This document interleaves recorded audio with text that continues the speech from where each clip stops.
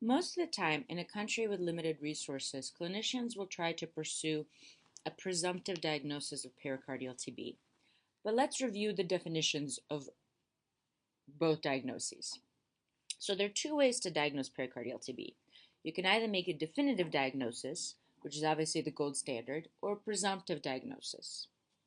So a definitive diagnosis of tuberculous pericarditis is done by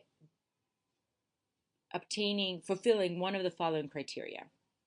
One is isolation of Mycobacterium TB from the drained pericardial effusion or pericardial biopsy specimen that stains positive with Ziehl-Neelsen stain or has a positive TB culture,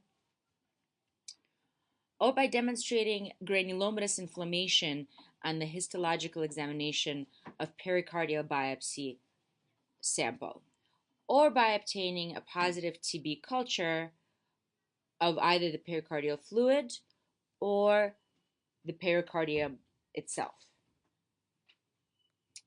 A presumptive diagnosis of TB pericarditis is defined as following. One is if TB is identified from another site in the body, such as sputum or non-pericardial exudate or a lymph node. And this is paired with typical clinical or radiographic evidence of TB, as well as associated with a positive response to anti-TB therapy in a patient with a large pericardial effusion. A second way is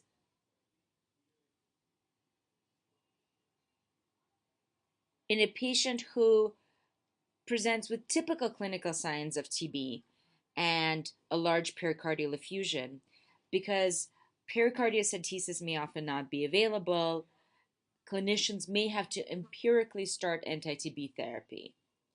And in the setting of a patient responding well to the anti-TB therapy, a presumptive diagnosis in hindsight can be made.